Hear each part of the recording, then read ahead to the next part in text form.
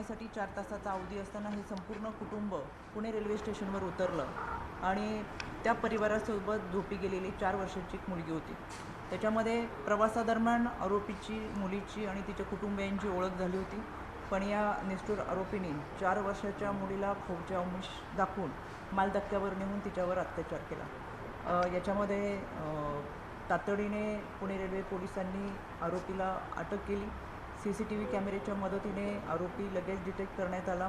आरोपीला अटक करण्यात आलेली आहे. यामध्ये मुलीची खऱ्या अर्थानं मेडिकल आणि तपासणी करत आता ती ससून हॉस्पिटलमध्ये आहे. तिला वैद्यकीय उपचार सुरू आहेत आणि हा दोन्ही परिवार हा मध्य प्रदेशचा असल्याने ज्यावेळेस मुलीला चांगल्या पद्धतीची ट्रीटमेंट देऊन तिला नंतर आम्ही वन स्टॉप सेंटरमध्ये थोडे दिवस ठेवणार आहोत आणि नंतर त्यांचा परत एकदा मध्य प्रदेशमधल्या कुटुंबियांशी संपर्क करून त्यांना तिकडे पाठवण्याची व्यवस्था करण्यात येईल. एकंदर 2021पासून पुणे रेल्वे पोलिसांनी अनेक घटनांबाबत कारवाई केलेली आहे. याच्यामध्ये रेल्वे स्टेशनवर झालेला बलात्कार असेल, अपहरण असेल, विनयभंग असेल, ही संख्या साधारणतः वर्षभरामध्ये 4, 5, 6 अशी आहे. यामध्ये सगळ्या घटनांचा तपास हा पुणे रेल्वे पोलिसांनी व्यवस्थितरित्या केलेला आहे. गेल्या 4 वर्षामध्ये आम्ही मिसिंग केसेस असेल आणि ह्युमन ट्रॅफिकिंग असेल याच्यावरती मोठ्या प्रमाणातली कारवाई करत आहोत. या सगळ्यांमध्ये पुण्यामध्ये येणाऱ्या मुलांची, मुलींची, मग ती प्रेमाच्या आमिषाने असेल, नोकरीच्या असेल किंवा पुणे पाहायचं आहे, मुंबई पाहायचं आहे या निमित्तानं बाहेरगावून येणाऱ्या मुलांची संख्या मोठ्या प्रमाणात आहे. आणि यामध्ये सुद्धा जेव्हा ही रेल्वे स्टेशनवर उतरतात त्यावेळेस पळून आलेल्यांच्या मुलं मुली पळून आलेली असतात. ही बाहेर राज्यातून येणाऱ्यांचीही संख्या आहे, तशी महाराष्ट्रातली सुद्धा. आणि म्हणून तातडीने रेल्वे स्टेशनवरतीच त्यांना लगेच त्यांची माहिती समजावी. माहिती समजली तर ती पालकांच्या ताब्यात देता यावी. त्यांचं काउन्सिलिंग करावं. त्यांना पोलिसांकडून माहिती घेऊन त्यांच्या कुटुंबियांकडे परत देत असताना ही सगळी प्रक्रिया पुणे पोलिसांच्या माध्यमातून राबवली जाते. त्याच्यामध्ये आमचा CWC अतिशय उत्तमरित्या काम करत असतात. संरक्षण अधिकारी असतील, आमचा जिल्हा महिला बालविकास विभाग असेल, एकत्रित्या काम करत असताना काही ठिकाणी याबाबत अडचणी येत असतील तर निश्चितपणे राज्य महिला आयोग त्यांच्या समवेत आहे आणि म्हणून आजची ही सगळी बैठक यामध्ये आयोजित केली होती. यामध्ये ही बैठक आयोजित करत असताना ह्युमन ट्रॅफिकिंगच्या बाबतच्या ज्या केसेस आहेत त्या बऱ्याच वेळाच रेल्वे स्टेशनवरती आल्यानंतर बाहेर राज्याच्या मुली असतात, त्यांना भाषेची अडचण होती, भाषा समजत नाही, त्यांना फूस लावून आणलेलं असतं. त्यांनासुद्धा संरक्षण देण्याची जबाबदारी ही आपली पुणे पोलीस रेल्वे विभागातून घेतली जाते. पण याच्यामध्ये काही तोडगा काढता येतो का? कारण की आपल्याला त्यांची भाषा समजत नाही, त्यांना आपण बोललेलं समजत नाही, फारसं हिंदी इंग्लिशची माहिती नसते. अशाही मुलींची संख्या मोठ्या प्रमाणात आहे आणि म्हणून मग त्यांना ताब्यात घेतल्यानंतर त्यांचं पुनर्वसन करत असताना अनेक अडचणी येत राहतात. त्यांच्या कुटुंबियांचा शोध घेतानाही अनेक अडचणी येत राहतात आणि म्हणून खऱ्या अर्थानं सुरक्षित पुणे हे आपण चांगल्या पद्धतीने राबवत असताना ज्या काही त्रुटी आहेत त्या दुरुस्त करून चांगल्या पद्धतीची सुरक्षितता ही रेल्वे स्टेशन पोलिसांच्या माध्यमातून देण्यात यावी यासाठीच्या सूचना राज्य महिला आयोगाच्या वतीने करण्यात आलेली आहे. 2026 म्हणजे या वर्षामध्ये एकूण 13 मुलं आणि मुली ही पुणे रेल्वे स्टेशनवर सापडली. मग ती त्याच्यामध्ये घरातून पळून आलेली आहेत, काही केवळ बाहेरच्या जगाचं आकर्षण आहे म्हणून आलेली आहेत, काही नोकरीच्या निमित्तानं आलेली आहेत, पण ही अल्पवयीनमध्ये असते. त्यांना पोलीस ठाण्यातून पालकांच्या ताब्यात 2 मुलं दिलेली आहेत, एक मुलगा आणि एक मुलगी. याच्यामध्ये बालगृहामधून पालकांच्या ताब्यात म्हणजे काही दिवस बालगृहामध्ये ठेवून पालकांच्या ताब्यात दिलेल्या एक मुलगी आहे आणि बालगृहामध्ये अजूनही ठेवलेल्या किंवा मुलं आणि मुलींची संख्या ही 10 आहे. आता ही 10 मुलं आणि मुली बालगृहात जी ठेवले तर त्यांचा परिवाराचा तपास करणं, त्यांना पालकांच्या ताब्यात देणं, त्यांचं काउन्सिलिंग करणं, पुन्हा त्यांनी घर सोडू नये याच्यासाठीचा प्रयत्न हा CWCच्या माध्यमातून चालू आहे. आणि म्हणून या सर्व अनुषंगाने आजची ही मीटिंग पुणे रेल्वे पोलिसांच्या समवेत लावलेली आहे. याच्यामध्ये सर्व अधिकारी उपस्थित आहेत. ससून रुग्णालयाचे आमचे अधिकारीसुद्धा या ठिकाणी आहेत. कारण की रेल्वे स्टेशनच्या बाबत कोणतीही तक्रार असेल, कोणताही गुन्हा असेल, अन्याय अत्याचाराच्या घटना असतील तर त्या ससून रुग्णालयाच्या माध्यमातून त्याचा मेडिकल रिपोर्ट दिला जातो. आणि म्हणून अशा पद्धतीच्या घटना घडूच नाहीत याच्यासाठी अतिशय सतर्क राहत. CCTV कॅमेरेचे असतील, सेन्सिटिव्ह एरिया ज्या ठिकाणी आहेत त्या ठिकाणची दामिनीची गस्त असेल, रेल्वे स्टेशनवरची स्वच्छतागृह आहे, त्याचबरोबर बाहेरून येणाऱ्या टवाळखोरांना रेल्वे स्टेशनच्या आवारामध्ये कुठेही प्रवेश मिळू नये, जेणेकरून फक्त पॅसेंजर यांचा तपास व्यवस्थित करून त्यांना आतमध्ये सोडलं जावं, अशा पद्धतीच्या सूचना या आजच्या बैठकीमध्ये देण्यात आलेल्या आहे. पुन्हा 1 ते 1.5 महिन्याच्या कालावधीमध्ये स्वतः मी रेल्वे स्टेशनच्या भागामध्ये जाऊन या सगळ्या गोष्टींची ज्या सूचना दिलेत त्याची पाहणी करेल. म्हणजे आपल्याला माहिती का ही घटना ते सगळं प्रकरण समोर आलं. त्याची सूचना सातत्याने देत असतो आणि सगळ्या विभागाकडे सुरक्षिततेच्या दृष्टीने लक्ष ठेवत असतो. याच्यामध्ये ज्या काही त्रुटी आहेत त्या निश्चितपणे आम्ही राज्य शासनाला सादर करू, गृह विभागाला सादर करू. यामध्ये आम्ही सामाजिक संस्थांनासुद्धा या ठिकाणी बोलवले. जोपर्यंत यांना मनुष्यबळ कमी पडते किंवा ह्या सगळ्या प्रक्रिया ह्या शासकीय असल्या तरी हेल्पिंग हँड म्हणून आमच्या सामाजिक संस्था ह्यांच्याबरोबर राहतील. CWCची यंत्रणा बरोबर आहे, त्याचबरोबर जिल्हा महिला बाल विकास विभागाची यंत्रणा सोबत आहे, जेणेकरून लहान मुलांच्या संदर्भातले अनेक प्रश्न या ठिकाणी आहेत. पण ज्या काही त्रुटी आहेत त्या दुरुस्त व्हाव्यात. आणि आत्ता ही घटना घडली आहे, 2.5 वर्षापूर्वीसुद्धा अशा स्वरूपाच्या घटना घडलेली होती आणि त्यानंतरही आपण दामिनी पथक असेल किंवा त्यांची गस्त असेल, पण हे दामिनी पथक ही फारसं पुरेसे नाही आहे. त्याच्यामुळं CCTV कॅमेरे असेल आणि रेल्वे स्टेशनवरती एंट्री करत असताना केवळ पॅसेंजर न जाता अनेक हुल्लडबाजी करणारी काही मुलंसुद्धा आतमध्ये दिसतात. तर तशाही सूचना आत्ता दिलेल्या आहेत, जेणेकरून मला असं वाटतं आजच्या या मीटिंगनंतर तातडीने सगळ्या प्रक्रियेला सुरुवात होईल. आणि माझी माध्यमांकडून सुद्धा रिक्वेस्ट राहील की आपल्याला काही निदर्शनास अशा चुकीच्या गोष्टी आल्या तर जरूर आमच्यापर्यंत कळवत जा. जे काही चुकीचं आहे ते दुरुस्त करून चांगल्या पद्धतीचं सुरक्षित प्लॅटफॉर्म, सुरक्षित पुणे रेल्वे पोलिसांच्या माध्यमातून, आयोगाच्या माध्यमातून देण्याचा प्रयत्न करू. मॅडम, राजकीय प्रश्न आहे आता ते आपण बाहेर राजकीय आता तुमच्या पक्षाकडून तुम्ही राष्ट्रवादी काँग्रेस पक्ष आहे, त्याच्याच पक्षाचे काय मागणी होत नाही पुढे? घडलेली घटना ही अत्यंत दुर्दैवी आहे. आजही आपण पाहतोय कधी न भरून येणारं नुकसान हे महाराष्ट्राचं झालेलं आहे आणि दादांशिवाय महाराष्ट्राचं राजकारण कसं असतं हे आपण सगळेजण पाहतोय. पक्ष म्हणून आमचं एक प्रचंड मोठ्या प्रमाणातलं नुकसान आहे. ज्या दिवशी घटना घडली त्यावेळेस विश्वास बसेल किंवा तो दिवस असा गेला की विश्वासच बसत नव्हता की दादा आपल्यात नाही किंवा असं होऊ शकतं. कारण की पक्ष म्हणून, संघटना म्हणून निवडणुकीचं नियोजन आम्ही दादांसमवेत केलं होतं. इतकंच नाही तर 2029 पर्यंत कशा पद्धतीची संघटना असू शकते असं प्रत्येक विभागाबरोबरचं नियोजन होतं. आणि अगदी या सगळ्या घटनेतून सावरत असताना खरं तर पहिल्या दिवसापासून ही घटना घडली त्याचा तपास हा पारदर्शकपणे व्हावा असं पक्षाच्या माध्यमातून माननीय मुख्यमंत्री असतील, केंद्रीय मंत्री असतील यांना निवेदन देऊन आणि प्रत्यक्षरित्या भेटूनही पक्षाकडून सांगितलेलं आहे. 2 दिवसापूर्वी मला समजलं की केंद्रीय मंत्री महोदय यांनी सांगितलं की 28 फेब्रुवारीच्या अगोदर आम्ही जो काय आहे तो अहवाल सादर करू.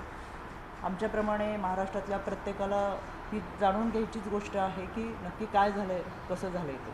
आणि त्याच्यामुळं सातत्याने ही मागणी करतो आहे. जो काही तपास आहे जसं केंद्रीय मंत्र्यांनी सांगितलं 28 तारखेच्या आधी आम्ही देऊ, तर आम्ही त्याची वाट पाहतो. रोहित पवार रोज प्रेस घेत आहेत, त्याच्याशी तुमचा पक्ष सहमत आहे का? रोहित पवारांनी जे जे प्रश्न मांडलेले त्या प्रश्नांची उत्तरं मिळाली पाहिजेत असं आम्हालाही वाटतं. आणि रोहित दादांनी जे काय म्हटलेले, रोहित दादांचा एक संशय का हा घातपात आहे, तुम्हाला असं वाटतं की घातपात आहे? याच्यामध्ये संशय प्रत्येकाच्या मनामध्ये येतोय, त्याची उत्तरं मिळाली पाहिजे ही महाराष्ट्रातल्या माणसाची अपेक्षा. दादा केवळ एका पक्षाचे राष्ट्रीय अध्यक्ष म्हणून काम करत नव्हते, तर महाराष्ट्रातल्या कानाकोपऱ्यातला माणूस असेल, महाराष्ट्रातला कानाकोपऱ्यातला माणूस असेल किंवा कोणत्याही पक्षाचा माणूस असेल, विरोधकांचं सुद्धा काम करणारा हा एकमेव असं व्यक्तिमत्व होतं. प्रत्येक घटकांपर्यंत पोचलेलं हे एक व्यक्तिमत्व होतं. त्याच्यामुळे आम्ही पक्ष म्हणून असू, संघटना म्हणून असू किंवा इतर सगळे, त्याच्यामुळे महाराष्ट्रातल्या प्रत्येक माणसाला वाटतं की त्याचं सत्य काय आहे हे समोर आलं पाहिजे आणि त्याच्यासाठी आमच्या सगळ्यांचा पाठपुरावा आहे. रोहित पवार जे काही प्रश्न विचारतात त्या प्रश्नांची उत्तरही मिळाली पाहिजे. 26 तारखेला वहिनी राष्ट्रीय अध्यक्षपदाची प्रक्रिया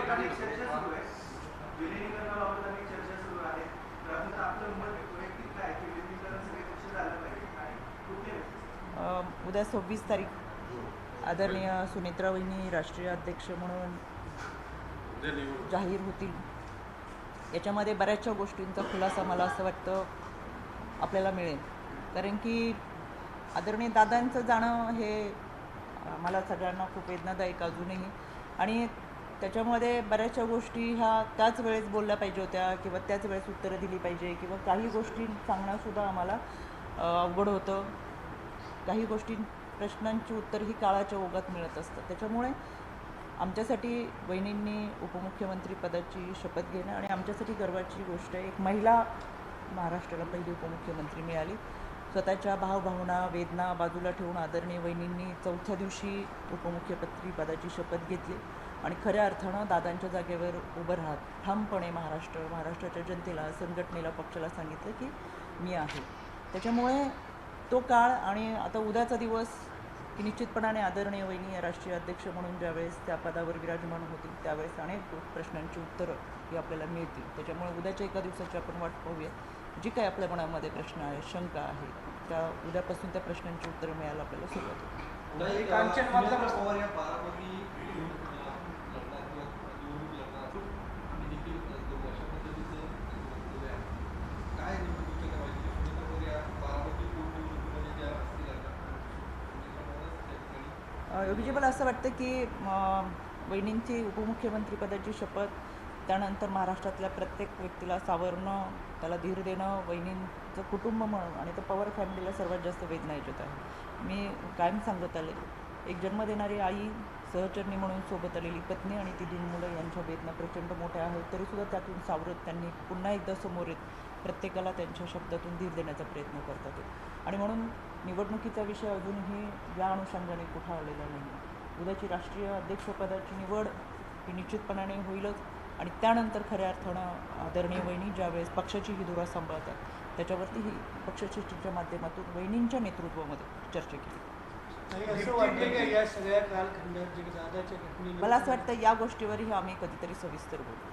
ती आत्ताची वेळ नाही. शेवटी विरोधक म्हणून विरोधकांची ज्या पद्धतीची टेंडन्सी आहे ती आपल्यासमोर दिसते. ते पुढे येऊन भूमिका मांडत नाहीत. घटना घडत असताना, घटना घडल्यानंतर आपण काय वक्तव्य करतो, कशी विधानं करतो, हे संपूर्ण महाराष्ट्राने पाहिलेलं आहे. त्याच्यामुळे मला असं वाटतं उद्याचा एक दिवस आपण थांबूयात. उद्यापासून अनेक प्रश्नांची उत्तर आपल्याला मिळतील आणि ती देण्याची जबाबदारी आमची राहील. दीप्ती चौधरी प्रकरणात पार्थ पवार यांचं राज्यसभेसाठी नाव निश्चित झालं. पार्थदादा पवार यांना राज्यसभा ही मिळालीच पाहिजे. त्याच्यामुळे पक्ष म्हणून, संघटना म्हणून आम्ही तशी मागणी. उरळी कांचनमधलं प्रकरण आहे. भेट दिला होता. मगल प्रकरणातलं अजूनही आरोपी फरार आहेत त्यात. कुठले दीप्ती मगल प्रकरण. तुम्ही भेट दिला होता मगर उरळी पटेल. कारवाई कांचन- पुढे काय झाली नाही. हुंडाबळी. आरोपी भेटीनंतर सुद्धा पोलीस काय कारवाई करत नाही. या घटनेमध्ये दुर्दैवाने दादांची घटना घडण्याच्या 1 दिवस अगोदरच मी स्वतः तिथं होते आणि त्याच्यामध्ये 2 आरोपी अटक झाले. मधल्या कालावधीमध्ये या दादांच्या निधनानंतर 8 दिवसाचा 10 दिवसाचा एक कालावधी फार तपासाकडे आम्हाला पाहता आलं नाही. आज सकाळीच मी पूर्ण माहिती मिळावी म्हणून एस.पींनाही सूचना दिलेली आहेत की अजून राहिलेले आरोपी अटक का झालेले नाही आहेत. एकंदर पोलीस पहिल्या दिवसापासून तपास करतात आहेत, पण याच्यामध्ये काही त्रुटी राहिली असेल तर मी निश्चितपणाने माहिती घेते. आज सकाळीच मी माहिती दिली आणि त्याच्यानंतर या बैठकीला आले. बुलढाण्यातील चिखली घटना ज्या दिवशी घडली त्या दिवशी मी गडचिरोलीच्या दौऱ्यावर जनसुनावणीसाठी होते. घटना समजल्यानंतर मी तातडीने तपास अधिकारी चंद्रकांत पाटील यांच्याशी संपर्क साधला.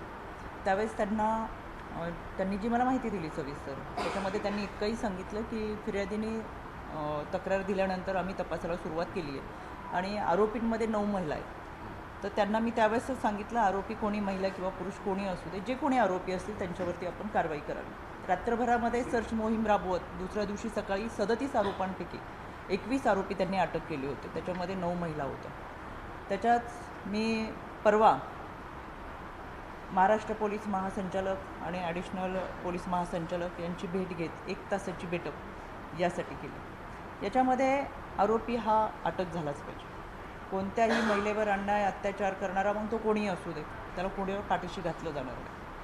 दुसरी गोष्ट, सामाजिक तेढ निर्माण होणं, सामाजिक वाद निर्माण होणं. शेवटी महाराष्ट्र हा शिवशाहू फुले आंबेडकरांच्या विचारांचा महाराष्ट्र आहे. तो एक विचाराने राहिला पाहिजे, सलोखा राहिला पाहिजे, ही आपल्या सर्व महाराष्ट्रीयन लोकांची मानसिकता आहे.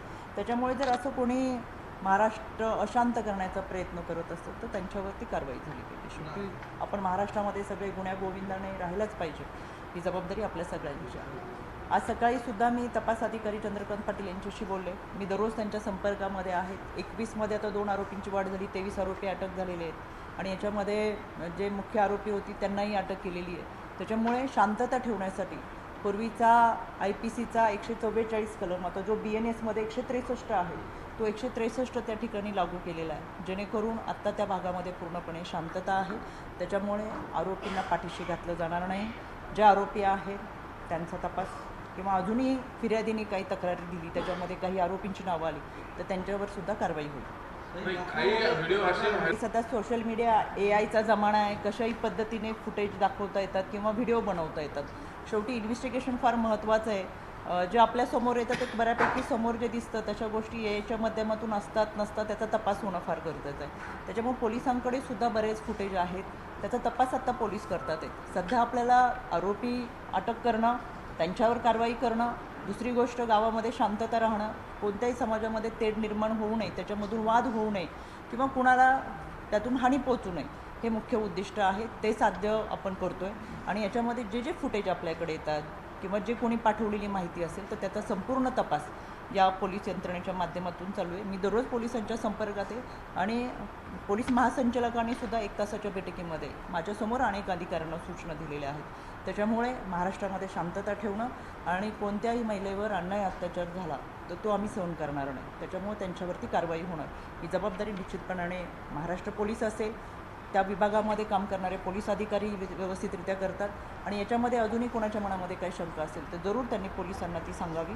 काही माहिती त्यांच्याकडे असेल ती जरूर ती पोलिसांना द्यावी. त्या अनुषंगाने सुद्धा तपास केला जाईल. बारामतीमधील ते महिला होता, बारामती इंदापूर दोनची हातकंजी कुठलं असे प्रकार खूप होतात. मी आता ते मुली त्याची सिक्युरिटी काय म्हणजे? या संदर्भात सुद्धा मी पहिल्या दिवशी माहिती दिली. पण मी त्यावेळेस चंद्रपूरमध्ये होते. भंडारा चंद्रपूर गडचिरोली हा दौरा करत असताना पोलिसांनी तातडीने, तुम्हाला सगळ्यांना माहिती, महामार्ग बंद ठेवत 185 किलोमीटरपर्यंत CCTV फुटेज पाहणं किंवा अशा घटना घडू नये याच्यासाठीचं. पण शेवटी कायदा आणि सुव्यवस्था प्रशासन ही त्यांचं काम करत असतात आणि आपण सगळेजण भारतरत्न डॉक्टर बाबासाहेब आंबेडकरांनी दिलेली घटना मानणारे लोक आहोत. त्याच्यामुळे 18 वर्ष पूर्ण झालेल्या व्यक्तीला तिचा निर्णय घेण्याचा अधिकार या घटनेने दिलेला आहे. म्हणून या अनुषंगाने जो तपास होतो आहे त्याच्यामध्ये महिला सुधारगृहामध्ये ही मुलगी आहे. आम्ही कालसुद्धा ही माहिती घेतली. आम्ही सातत्याने विधी सेवा प्राधिकरण असेल, कारण की ही सगळी केस विधी सेवा प्राधिकरणाच्या माध्यमातून सुरू आहे. त्याच्यामुळे अशा पद्धतीने वक्तव्य करून मला असं वाटतं की समाजामध्ये कोणीही तेढ निर्माण करू नये.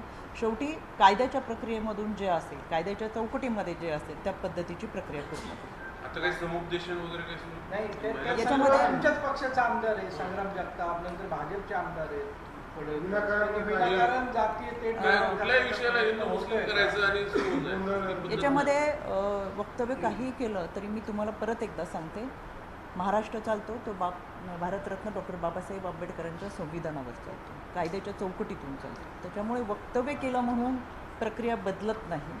ती जी प्रक्रिया आहे, जी घटनेतली आहे, जी कलमानुसार आहे त्या प्रक्रियेनुसारच पुढे सगळा तपास होईल.